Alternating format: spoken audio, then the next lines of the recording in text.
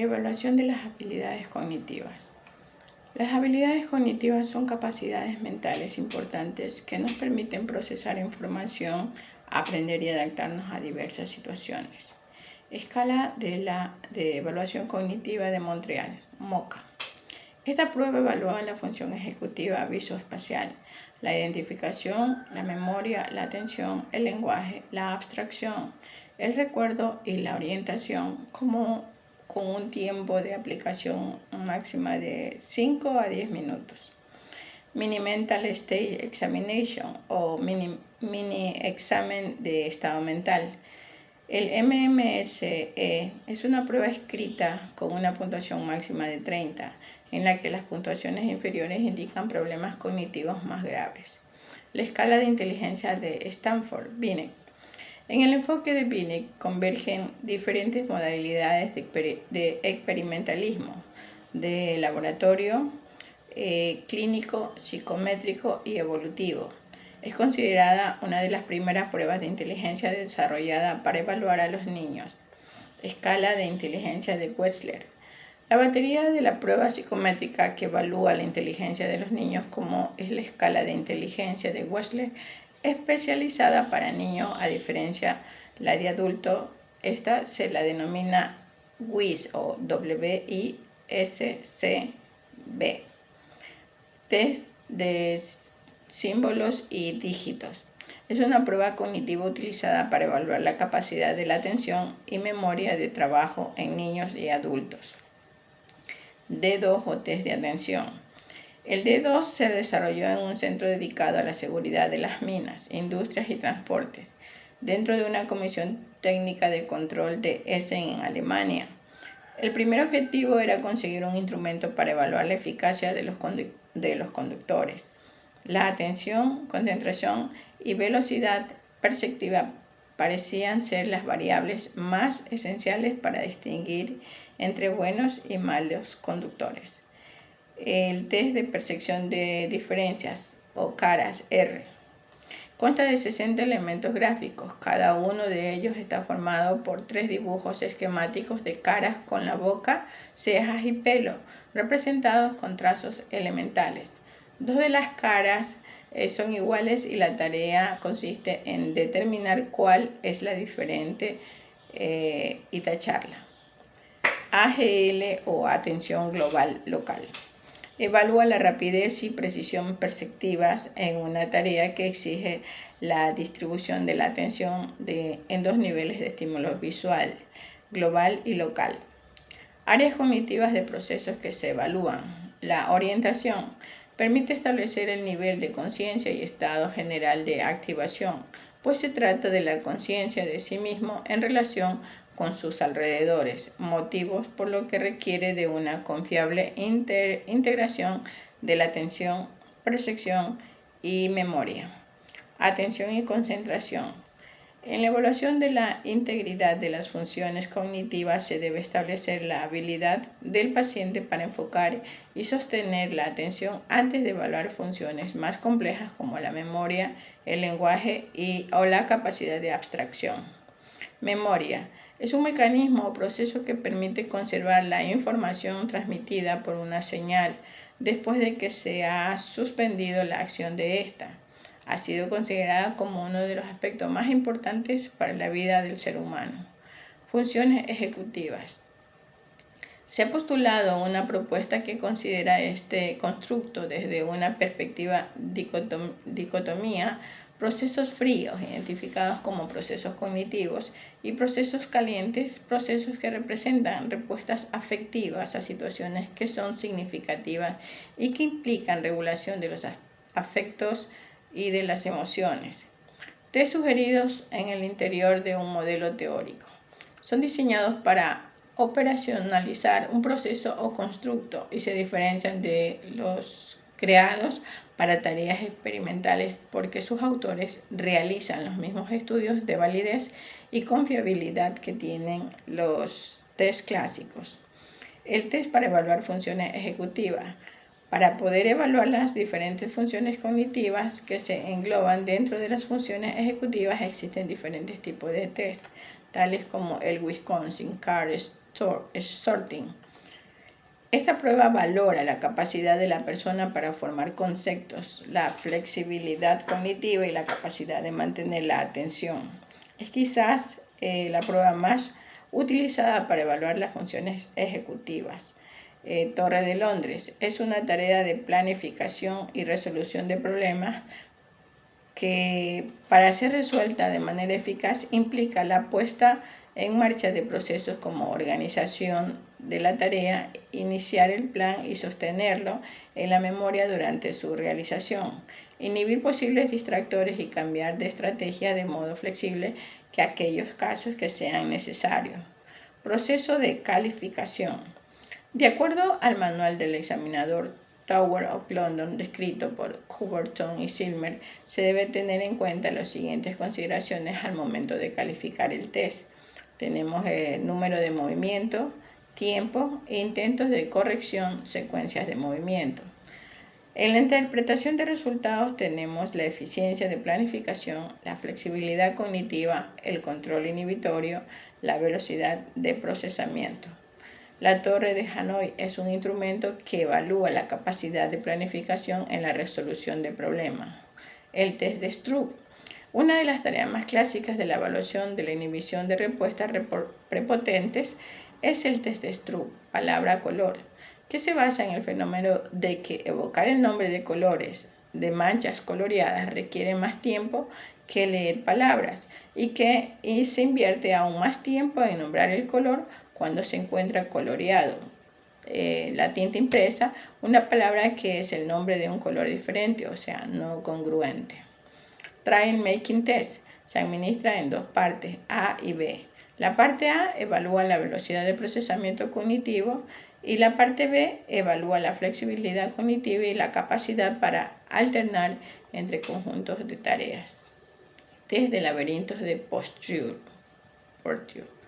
Es un test neuropsicológico utilizado para valorar funciones asociadas al funcionamiento de la corteza prefrontal del cerebro, tales como funciones de planificación de la conducta.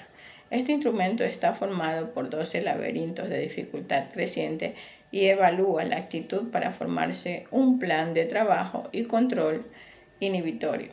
Su aplicación es individual y su duración variable estimada en 25 minutos. Esta técnica puede ser administrada desde los 3 a 80 años. Pensamientos críticos. Aplicamos el pensamiento crítico para discernir la realidad de lo que nos buscamos tener una comprensión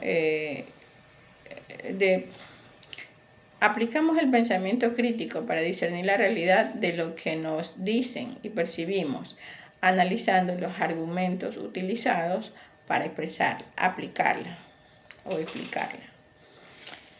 Al hacer esto, buscamos tener una comprensión justificada de la realidad, en lugar de aceptar ciegamente lo que otros nos comunican.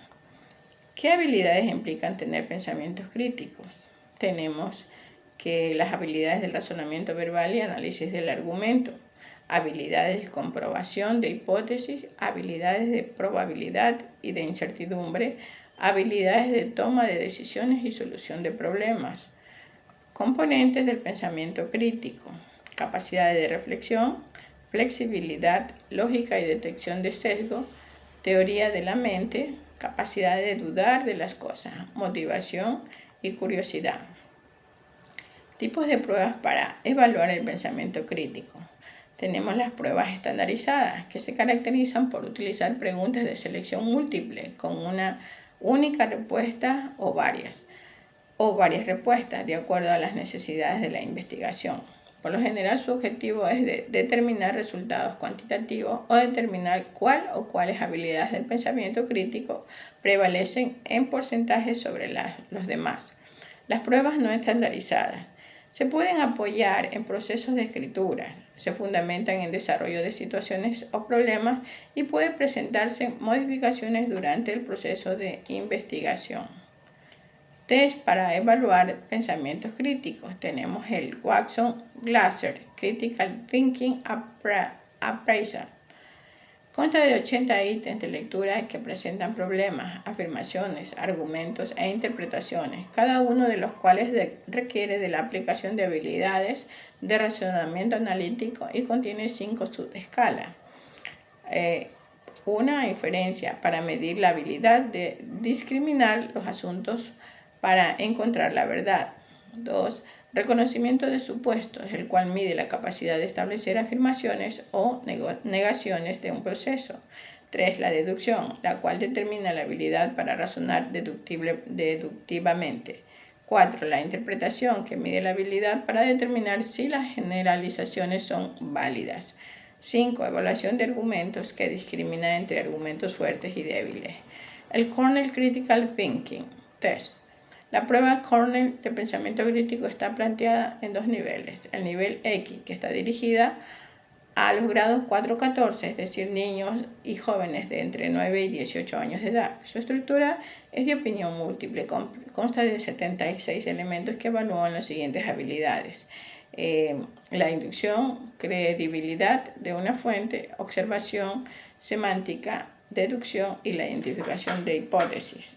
Es una prueba de comprensión donde el estudiante selecciona una opción de 3 respuestas que le dan por cada pregunta. Nivel Z. El nivel Z es para estudiantes universitarios y educación para adultos. También puede ser aplicada para estudiantes avanzados en la educación básica y media.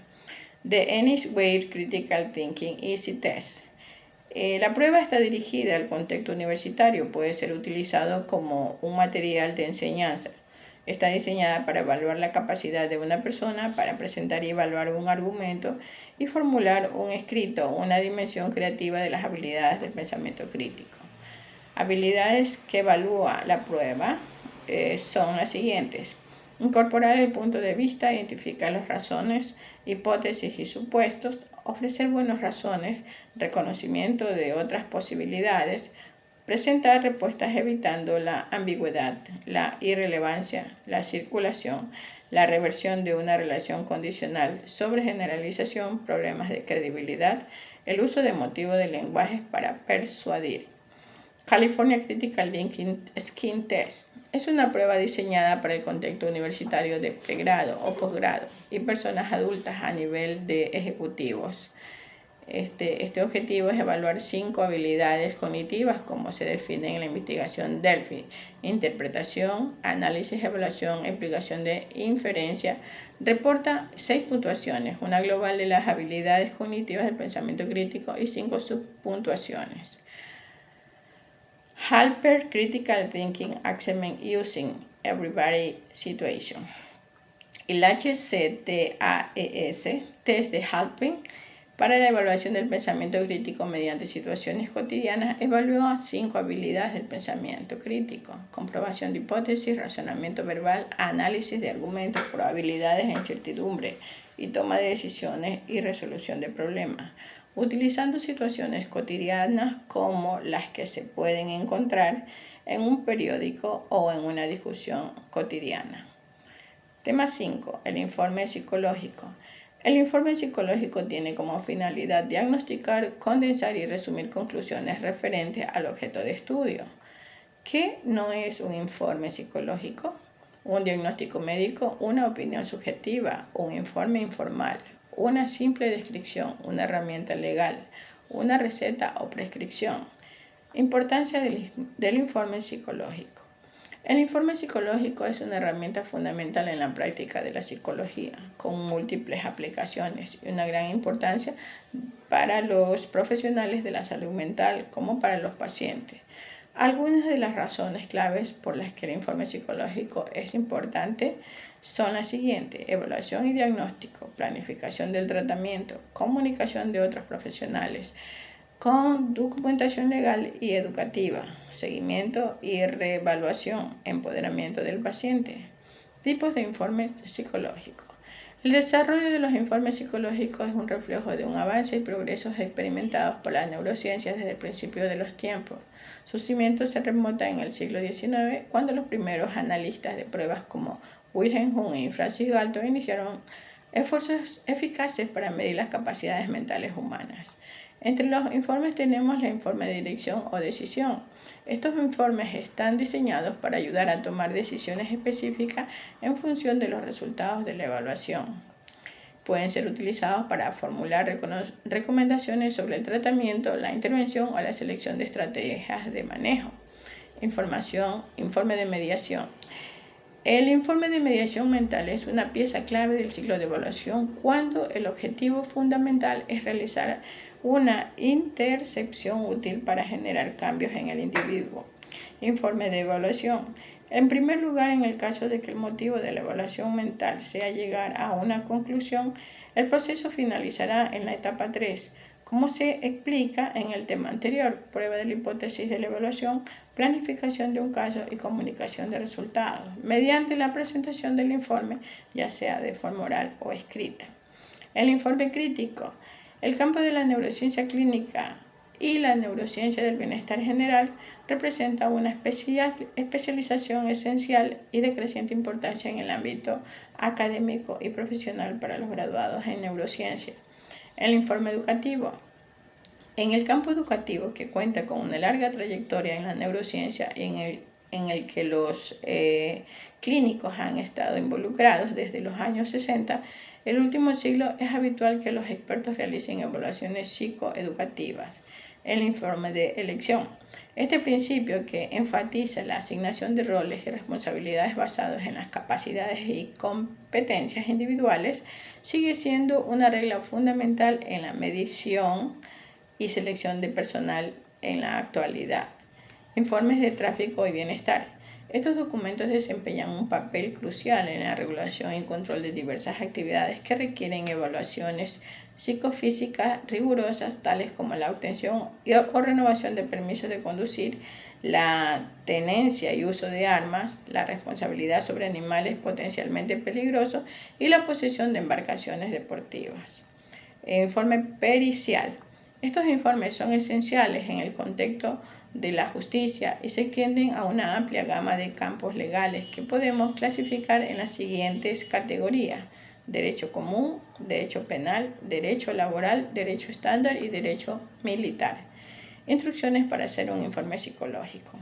Para realizar un informe psicológico es importante tener habilidades específicas, por ejemplo, diseccionar, orquestar e incorporar una progresión de información obtenida con diversas estrategias e instrumentos como el examen, pruebas proyectivas y pruebas psicométricas. Instrucciones para hacer un informe psicológico. Al redactar un informe psicológico es esencial considerar diversos componentes teóricos y prácticos para garantizar una evaluación integral y precisa del individuo.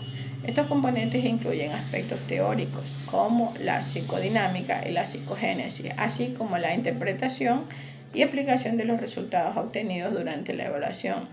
Psicodinámica. La psicodinámica se centra en la comprensión de los procesos inconscientes que incluyen en la conducta del individuo. Según Freud, este enfoque sugiere que muchos de nuestros comportamientos y pensamientos están motivados por deseos y conflictos inconscientes. Psicogénesis. La psicogénesis se refiere al origen y desarrollo de los síntomas y comportamientos del individuo. Estos conceptos exploran cómo los síntomas actuales se originan a partir de experiencias pasadas, incluidas influencias hereditarias y ambientales. Resultados y proyecciones futuras. Una parte crucial de los informes psicológicos es proporcionar una evaluación de lo que se podría ocurrir en el futuro si no se aborda el comportamiento o los síntomas actuales. Este análisis ayuda a prever las posibles consecuencias y a guiar las recomendaciones para la intervención. Tipos de entrevistas psicológicas. Las entrevistas psicológicas se pueden clasificar según su estructura, número de personas o momento de realización. Estructura. Si entendemos a su estructura, las entrevistas pueden ser estructuradas o semiestructuradas.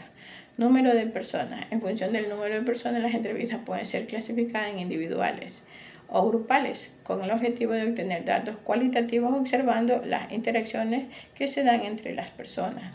Momento de realización. Si las clasificamos por su temporalidad, las entrevistas pueden ser iniciales, complementarias, biográficas, de evolución o de alta clínica. La entrevista como campo. Sistematización que permite profundizar en el estudio de la entrevista como campo, centrándose en el estudio del entrevistador, incluyendo su cargo, distribución de su equipo, intercambio de retroalimentación, identidad, etc. Entrevista incluyendo empatía, patrones de conducta, rasgos de personalidad, ansiedad, defensa, etc. Comunicación interpersonal, incluidas las relaciones entre los participantes, los procesos de comunicación como estigmatización, cognición, comprensión, etc., ¿no? Y cuestiones de interés. Entrevista de investigación. La investigación es tarea de elegidos que están por encima o fuera de los hechos cotidianos y comunes. De esta manera, la entrevista es, en esa concepción, un instrumento o una técnica de la práctica, con la cual se pretende diagnosticar. Transferencia y contratransferencia. La transferencia se refiere a la actualización de las entrevistas de sentimientos, actitudes o conductas inconscientes por parte del entrevistado. La contratransferencia no constituye una percepción en un sentido riguroso o limitado en el término, pero sí un indicio de gran significación y valor para orientar al entrevistador en los estudios que realiza. La diferencia reside en que en esta última deben ser utilizados como instrumentos técnicos de observación y comprensión. Ansiedad en la entrevista. La ansiedad constituye un índice de curso de una entrevista y debe ser atentamente seguida por el entrevistador. Debe ser vigilada no solo su aparición, sino también su grado o intensidad. Frente a la entrevista y durante la misma se pueden incrementar tanto su ansiedad como un mecanismo de defensa. En algunos casos la ansiedad se halla delegada y proyectada en otra persona que es quien solicita la entrevista y manifiesta interés en la que las mismas se lleva a cabo. La ansiedad del entrevistador es uno de los factores más difíciles de manejar. Toda investigación requiere la presencia de la ansiedad frente a lo desconocido y el investigador tiene que poseer capacidad para tolerarla y poder instrumentarla. Mecanismos de defensa. Está íntimamente relacionado con el diagnóstico, es decir, si el paranoico utiliza el mecanismo de defensa de la proyección, la única defensa exitosa es la sublimación. Se canaliza el impulso, logrando liberar la energía libidinal, evitando así tensión interna, por lo tanto no hay patología. Indicadores, mecanismos de defensa de represión. Con este mecanismo de defensa se olvidan los impulsos intensos o los hechos para aminorar sus efectos, pero no por ser reprimidos se aminora su vigor. Tenemos regresión, proyección, áreas libres de conflicto. Es necesario explorar esta área para saber con qué recursos cuenta el paciente y tomarlo en cuenta para sugerencias terapéuticas y el pronóstico. El término cohesión es una materia en esta materia será el término que se utiliza para los indicadores contextuales de partida para construir representaciones coherentes, donde la coherencia emerge por los enlaces cohesivos del texto.